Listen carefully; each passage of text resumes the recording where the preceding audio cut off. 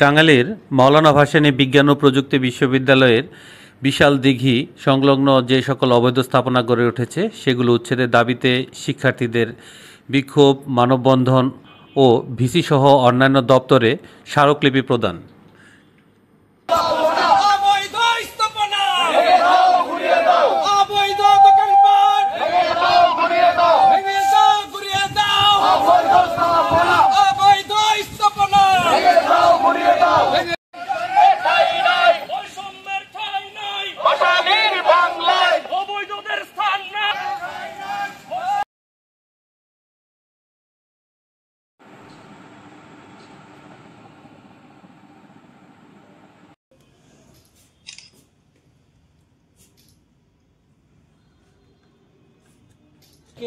আমরা আসলে দাঁড়িয়েছি, আপনারা ইতিমধ্যে জেনেছেন, আমরা আমাদের পীর শাহজামান দিঘিকে সংস্কারের জন্য আমরা এই বিষয়টি আমাদের ছাত্রছাত্রীদের অভিভাবক আমাদের সম্মানিত ভিসি স্যারকে আমরা অবহিত করেছি।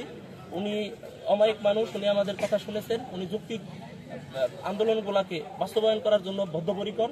তো আমরা আশা করব আমাদের এই দিঘিটাকে সংস্কার করে দোকানপাটকে সরিয়ে আশপাশের চতুর্পাশে পূর্ব পশ্চিম উত্তর দক্ষিণ পাশ বাধাই করে এখানে ওয়াকওয়ে করার জন্য স্যারের প্রতি আমরা উদাত্ত আহ্বান জানাচ্ছি। একই সাথে আমরা বলতে চাই, এই প্রোগ্রাম শেষে আমরা ছোট্ট আকারে একটা বিক্ষোভ মিছিল করব। বিক্ষোভ মিছিলে যাতে কেউ কোনো ধরনের বাধা বিঘ্ন না ঘটায় সেই জন্য সবার প্রতি উদাত্ত আহ্বান জানাচ্ছি।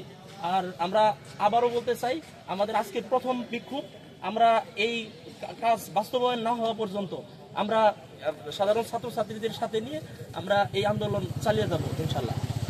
সেখানে তিনি প্রাণ, প্রকৃতি এবং পরিবেশের কথাও সেই রাজনীতি বলে। আজকে যদি আমাদের পীর শাহজামান দিঘির দিকে তাকায়, এটি 350 বছরের একটি ইতিহাস এবং ঐতিহ্যের একটা ভিত্তি।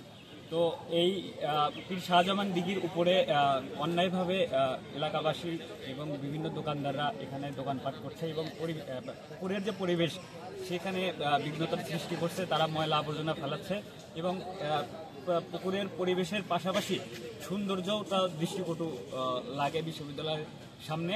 তো আমরা বিশ্ববিদ্যালয়ের শিক্ষার্থীদের পক্ষ থেকে এই আহ্বান জানাই প্রশাসনকে যেন আমাদের এই দাবিটি দৃষ্টিগোচর করে এবং এই পুকুরের যে উভয় পাশ আছে সেগুলোতে ঘাট বাধাই করা হয় এবং সামনে ফুটপাত করে দেওয়া হয় যাতে মানুষ রাস্তায় চলাচল করতে পারে এবং এই পুকুরের সৌন্দর্য বৃদ্ধি পায়।